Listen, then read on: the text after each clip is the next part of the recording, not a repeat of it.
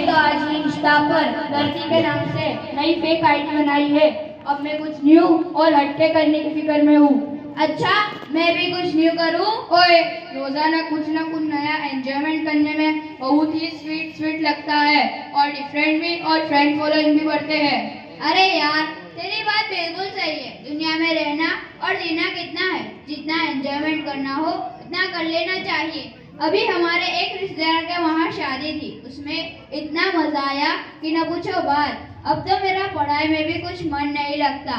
अगर स्कूल का लेसन भी नहीं करता और मदरसे का याद भी नहीं करता। स्कूल में मैडम जो लिखाते हैं उसकी कॉपी कर लेता हूँ और मदरसे में रोजाना नए नए बहाने बनाकर उस्ताद को बेवकूफ बना लेता हूँ। अगर कभी मेरा कसूर हुआ और उस्ताद ने घर पे फोन किया तो मेरे अम्मा अब्बा भी झूठा बहाना बनाकर उस्ताद को उल्लू बना लेते हैं। मैं स्कूल से आकर भी फोन लेता हूँ, मदरसे से आकर भी फोन मेरे हाथ में ही होता है। अगर किसी का भी फोन आता है तो मैं काट देता हूँ और अम्मी को भी नहीं बोलता। रात में तो देर तक व्हाट्सएप, इंस्टाग्राम, फेसबुक और ट्विटर पर लगा रहता हूँ। अम्मा अब्बा भी कुछ नहीं बोलते। तो इसका फायदा ये हुआ कि अपन बिल्कुल फ्री। पढ़ाई गए चूल्हे की भाड़ में, एंजॉयमेंट में ही इतना मजा आता है कि पढ़ाई में तो दिमाग ही नहीं लगता। अगर पढ़ाई करने बैठूं तो दिमाग में मोबाइल और उसके प्रोग्राम रहते हैं। अरे यार, तू तो नसीबदार है कि तुझे तेरा अम्मा अब्बा कुछ कहते नहीं है। मगर मेरे वालिदैन भी बहुत सीधे हैं, जलेबी जैसे। मगर मेरी खाला और चच्ची ये दोनों बहुत डाये बनते।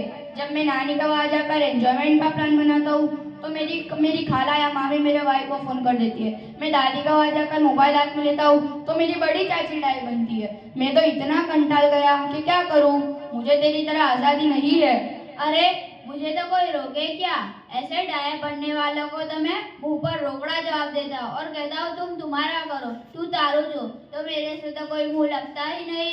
अगर किसी दिन तू भी सबके बीच उनकी इंसल्ट कर दे तो उन्हें कैसा लगेगा? और फिर वो तुझे कुछ कहेंगे भी नहीं और फिर मजा मजा मजा। अरे बाबा, ये तेरी बात गलत है। बड़ों की इज्जत करनी चाहिए। ओहो, तू भी मौलाना बन गया, बड़ी नसीहत दे रहा है। अरे मौलाना की बात ही क्या है। मेरे अम्मा अब्बा ने तो मुझे बड़ों का अदब करना सिखाया है।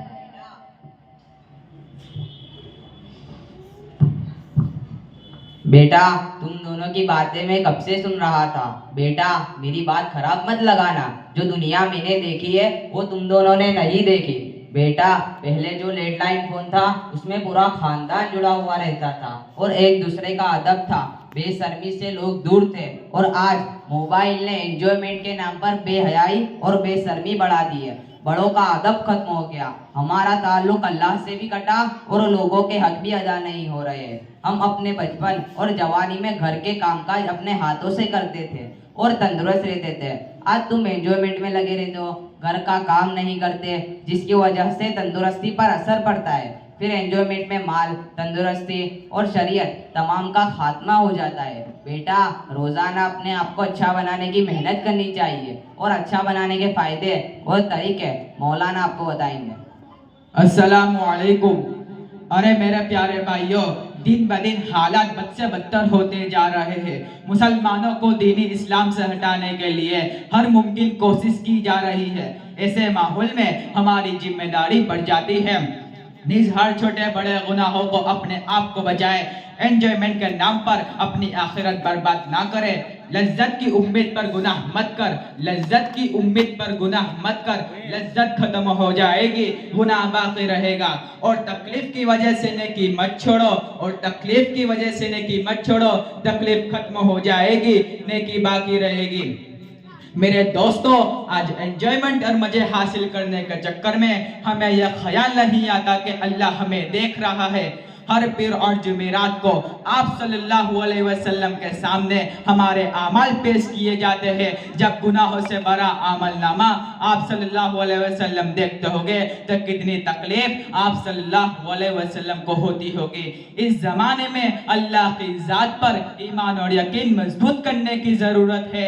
आमाल सालिहा की पाबंदी करे, नमाज ना छूटे। मोबाइल और दीगर एंजॉयमेंट के पार्ट्स ने हमसे कुरान, जिक्र, दुआ और दुरूद शरीफ छुड़वा दिया। एंजॉयमेंट के नाम पर बड़ी आसानी से अपनी आखिरत बर्बाद कर रहे हैं। लिहाजा आज सच्ची पक्की तौबा करे, नेकिया तेरी तराजू में तुले या ना तुले, गुनाहों के दाग तेरे दामन से धुले या ना धुले। आज ही से कर ले गुनाहों से तौबा, खुदा जाने कल तेरी आँख खुले या ना खुले। मेरे दोस्तों, अपने घरों में सुन्नत और शरीयत की किताबें पढ़े, 5 वक्त का नमाज का एहतमाम करे, हर बड़ों का अदब और छोटों पर शफकत करे, पूरी इंसानियत की, मजलूमीन की, कमजोरों की मदद करे। एनआरसी की दर की बुनियाद पर जब हमने डॉक्यूमेंट सही कर रहे हैं, इसी तरह जन्नत में रहने के लिए हमारे डॉक्यूमेंट को भी सही कर ले। आज हम सब मिलकर पक्का इरादा करें, शरीयत की पूरी पाबंदी करेंगे, हर बड़े छोटे बड़े गुनाहों को हम छोड़ेंगे और कुरान की तिलावत करते हुए कुरान, हदीस और जिक्र दुरूद का एहतमाम करेंगे। मौलाना, अब अगर हमको अपनी जिंदगी दुरुस्त करनी हो और दीनी जरूरी इल्म हासिल करना हो तो हमारा दाखिला कहाँ पे करवाएं? बेटा, आप दोनों मदरसा हलीमा सादिया में दाखिला ले लो, इंशाअल्लाह बड़ा फायदा होगा, क्योंकि घर में पढ़ना और मदरसे में पढ़ना दोनों में बहुत फर्क होता है। अच्छा, अभी आप कहाँ जाते हो मौलाना? बेटा, अभी मदरसा हलीमा सालाना जलसे में जा रहे हैं। चलो हम भी चलते हैं। माशाअल्लाह।